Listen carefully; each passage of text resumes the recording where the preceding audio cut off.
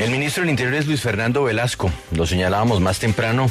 Los gobernadores, a través de una carta al presidente de la República, le piden cambio en la cartera del Interior, con un ministro que respete las regiones y sus autoridades, que no ponga en riesgo la prevalencia del interés nacional con sus mezquindades y su indiferencia frente a la realidad de la seguridad. Señor ministro del Interior, gracias por atendernos. Luis Fernando Velasco, buenos días. Muy buenos días, Julio. Un saludo a usted, a la mesa de trabajo y a los oyentes. Pues, ministro, la situación por todos lados no pinta nada bien. El ministro del Interior diciéndole al registrador que ojalá que no se le van a perder unos votos. En el Cauca, pues la situación de orden público, que la conoce usted mejor que yo, deja ver la posibilidad de que no se puedan hacer elecciones en el departamento del Cauca. Los gobernadores pidiendo cambio de ministro del Interior, que es su interlocutor natural. Veo el titular en El País América, es decir, el titular para el mundo, es que los gobernadores quieren un ministro que respete las regiones. Y el presidente de la República anunciando que le va a quitar el capital de trabajo, el Fondo Nacional del Café, a la Federación Nacional de Cafeteros. Ministro, y como si fuera poco, a revisar el TLC. Difícil panorama, ¿no? Aló. Sí, ¿Aló? Ministro, muy difícil el panorama con el que despertamos hoy. A ver, Julio, si usted me permite, le cuento una pequeña historia para plantear un contexto. En la campaña presidencial para definir gobernadores en el 2007, asistía a una reunión en Pueblo Rico, y después de terminar la reunión, yo me dirigí al Pau Gil y fui sujeto de un atentado. 9 bombas estallaron a mi paso, dispararon durante 20 segundos. Fue algo de verdad muy, muy complicado, difícil. 2 de los escoltas heridos, un civil que me acompañaba también resultó herido. Gracias a Dios yo pude salir ileso, y hacía oposición en ese momento al gobierno del señor expresidente Uribe. A cambio de plantear este atentado y este problema de seguridad como un elemento que pudiera subir algún rating, subir algunos votos, cuando hablé con el señor presidente, le dije, mire, este tema de la seguridad y de atentados terroristas como el que yo acabo de ser objeto, pues tienen que unir al país para enfrentar precisamente esa violencia, y es el llamado que yo estoy haciendo. Yo conozco las regiones, no soy indiferente frente al tema de la violencia. Los gobernadores legítimamente han venido planteando temores, dudas frente a la violencia en general y a la violencia en el periodo electoral. Por eso con ellos mismos decidimos hacer los consejos de seguimiento electoral en las regiones. En Antioquia estuvimos con el gobernador encargado de Antioquia, que presidió ese consejo de seguimiento electoral. Acabamos de llegar de norte de Santander con el gobernador de Santander, porque yo creo que más que utilizar para conseguir algún voto por el candidato que algunas personas puedan tener en su corazón en este proceso de debate electoral regional con estos temas de democracia, de violencia, lo que tenemos que hacer es unirnos con mucha calma, con mucha sensatez, con mucha tranquilidad, ver cómo todos enfrentamos estos problemas que evidentemente existen, no los podemos desconocer, y no plantear en el debate, que es bueno decirlo aquí, que esto está ocurriendo porque el gobierno amarrada las manos a la fuerza pública, o que porque buscar una paz tal, pues no estamos cumpliendo nuestro deber constitucional, porque lo estamos haciendo en el Cauca. Después de hacer un análisis con el señor presidente, el gobernador del Cauca, alcaldes, comandantes de fuerzas militares, ejército, armada, fuerza aérea, policía, llegábamos a la conclusión que parte de lo que está ocurriendo es una reacción frente a unas acciones muy fuertes que está haciendo la fuerza pública, arriesgándose todos los días, para tratar de ocupar las zonas económicamente más importantes de las disidencias de las FARC, y que evidentemente ellos reaccionan tratando de distraer la acción del ejército en las zonas en donde el ejército está ocupando, zonas tradicionalmente y por décadas ocupadas por estas gentes, y nosotros entendemos que si los golpeamos económicamente en su estructura financiera podemos ir ganando la guerra. No estamos quietos, y por ello, con respeto, le pedimos a las distintas autoridades del país integrar esfuerzos con el gobierno nacional y enfrentar estos problemas de seguridad, que son problemas de responsabilidad del gobierno nacional, también regional y también local. Sí, ministro, usted dice que ya hay un plan democracia, la policía sabe qué hacer, el ejército sabe qué hacer, pero ¿por qué, por ejemplo, ayer pedir tiempo en pleno debate de control político? Claramente amamos, valoramos todo lo que hizo la selección femenina de Colombia, pero ¿por qué no darle continuidad a ese debate, sobre todo de orden público, sabiendo la situación que estamos viviendo en el país? Mil gracias por la pregunta, porque de pronto ante los ojos de quienes seguían el debate quedó la sensación de que el ministro había suspendido el debate. No fue así. Yo te pido que cuando revisen de nuevo el debate entiendan que primero quien sigue o suspende el debate es el Congreso de la República. Estábamos en comisión primera de la Cámara y la plenaria se había citado a la 1:00 p.m. Se logró prorrogar la sesión para continuar el debate hasta la 1:30. Comencé a intervenir y en el momento en que ya iba haciendo mi intervención, entró el resto de la plenaria de la Cámara. Algunos congresistas entraron con la selección Colombia femenina de fútbol. Iban a iniciar la plenaria, ya tocaba iniciar la plenaria, se había acabado el tiempo, y por ello el presidente de la comisión primera de la Cámara, recordando lo que se había decidido, le preguntó a la comisión primera de la Cámara si suspendía el debate y lo continuamos el jueves como ya se había definido. Es que eso ya estaba definido y se respetó el tiempo de la plenaria de la Cámara, se suspendió el debate, que se continúa el jueves porque es un tema muy importante. Señor ministro, usted está agarrado con los 32 gobernadores del país representados por la Federación de Departamentos, y como si esto fuera poco, también está agarrado con el registrador nacional Alexander Vega.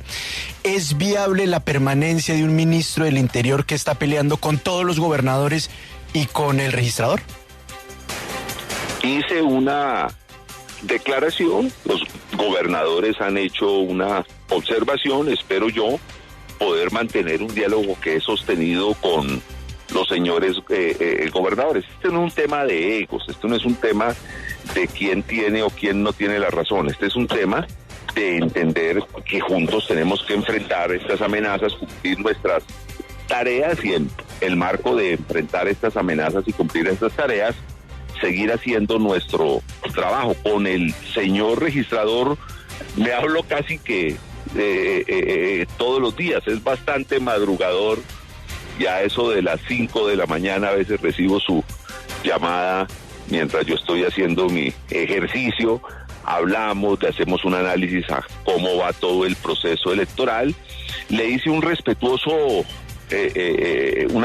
observación. Él nos está acompañando a todas las comisiones de seguimiento electoral, y en las comisiones de seguimiento electoral pues hay unas responsabilidades. Él sabe que hay un plan democracia, que ese plan democracia se le han dedicado generales y coroneles de Ejército, Armada, Fuerza Aérea, Policía, director de UNP.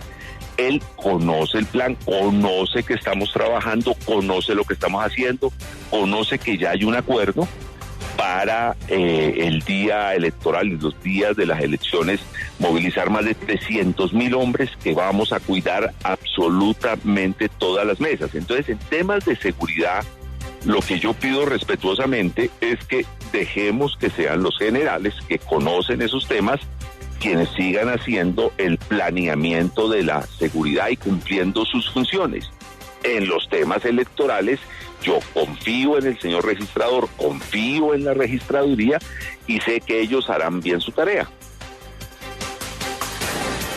De cambio de tema, ministro, la Defensoría del Pueblo está rechazando los enfrentamientos que hay en el departamento de Chocó. El gobernador se va a enfrentar o se está enfrentando a un paro armado y quiero preguntarle, ¿ese paro armado está ordenado por el ELN, sí o no? Es una información que maneja más y yo preferiría que en ese tema y particularmente por las acciones de el cese al fuego que ha venido manejando el Alto Comisionado para la Paz y que hay un mecanismo de verificación para poder saber si se está cumpliendo o no ese cese al fuego, yo preferiría que ese tema lo maneje el Alto Comisionado. No quiero con una declaración mía imprudente y sin el conocimiento a fondo que tiene el Alto Comisionado afectar una negociación. Pero eso sí, es evidente que si la comisión de verificación señala que ese paro armado tiene que ver con esa organización, pues eso va a tener unos efectos porque en el marco del pacto del cese al fuego, precisamente lo que buscó el gobierno a la hora de hacer esa negociación, lo que buscamos nosotros es la tranquilidad, el respeto a la vida, el respeto a la movilidad de los ciudadanos en general. Como si no fueran suficientes sus dificultades, señor ministro, el presidente de la República ayer en Pitalito pues advirtió que él va a hacer lo mismo que hizo el gobierno Santos con los ganaderos. Es decir, que él se va a meter con el Fondo Nacional del Café. Tengo entendido, usted me corrige, que para meterse con el Fondo Nacional del Café, a usted le toca hacer un trabajito en el Congreso de la República. ¿Eso es cierto para que el presidente pueda suspender el Fondo Nacional del Café a la Federación? ¿Hay que modificar unas leyes? Tendríamos que revisarlo. Entiendo que ese manejo de un fondo parafiscal es un contrato entre el gobierno nacional y la Federación Nacional de Cafeteros.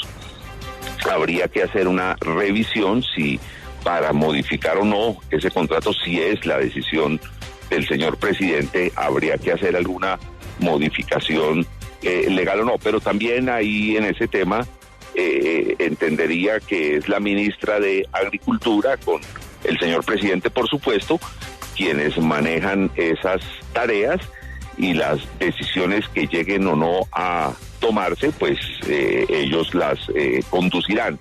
Lo que pude yo entender en la declaración que escuché no es que sea una decisión ya tomada, sino una de las opciones que buscaría la presidencia. Entiendo que el señor presidente tiene una preocupación muy especial en los trabajos con los pequeños caficultores, que entre otras cosas pueden ser el 95% o más de este país. La caficultura colombiana que ha venido migrando, que ha ido saliendo por efecto del precio de la tierra, de nuevos negocios, particularmente el turismo que han aparecido en el eje cafetero, hacia el sur del país, Cauca, Nariño, Huila, que ya están produciendo cerca del 50% de todo el café de Colombia. Es una caficultura de muy pequeñas parcelas productivas.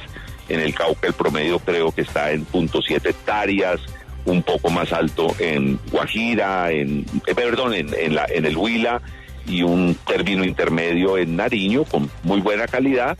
Y por eso es tan importante hacer un gran énfasis en la política cafetera, en el fortalecimiento de estas pequeñas unidades productivas que son las que han mantenido el café como una opción económica muy importante para el país. Sí, Juan Pablo, pero además del problema de los pequeños caficultores es que el presidente no está de acuerdo con la dirección de la Federación Nacional de Cafeteros y no tiene ningún interés ni va a hablar con el gerente. Él lo que quiere es un cambio de estructura y cambio de gerente. Aquí tengo las leyes que hay que modificar para el contrato. Ley 45 de 1940, Ley 11 del 72, Ley 9 del 91 y la 101 del 93. Si el presidente le quita el contrato, es decir, la plata a la Federación de Cafeteros, pues sencillamente esta no tiene ningún futuro. Juan Pablo. Señor ministro, yo quiero que hablemos de otro de los temas que está en este momento en el Congreso discutiéndose, y es la reducción del salario de los congresistas. Porque ayer una senadora del Partido Liberal, Karina Espinosa, quien señaló que esto es un debate lleno de populismo y que ella está pidiendo el aplazamiento de la discusión porque necesita saber de cuánto le va a quedar el salario para saber si le sirve o no ir al Congreso de la República. Yo quiero que usted desde el gobierno nos dé una perspectiva al respecto. Que se baje el salario de los congresistas, ¿es populismo o es algo a lo que el gobierno le quiere también dar impulso? Le digo con hechos, siendo presidente del Senado, propuse congelar el salario. Y lo propuse congelar el salario, puesto que puede haber una interpretación constitucional que señala que nadie puede perder el ingreso. Entonces, congelar el salario, usted entendería que si usted lo congela 4 años es bajar el salario realmente.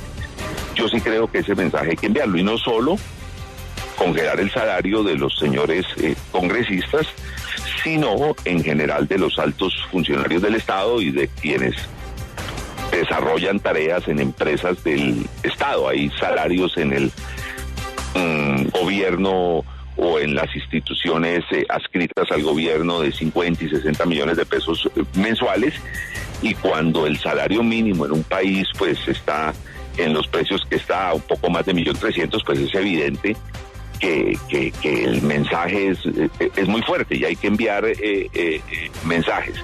No me parece que ese debate sea un debate populista, me parece que ese debate tiene un fondo, y el fondo es el fondo de la equidad, de tratar de distribuir mejor las posibilidades económicas que tiene el Estado entre todos los que trabajan en el Estado, y ojalá el Congreso, por el bien del propio Congreso, haga ese debate, lo saque adelante y, quiero insistir, no solo hable de los salarios de los congresistas, sino en general de los altos salarios del Estado.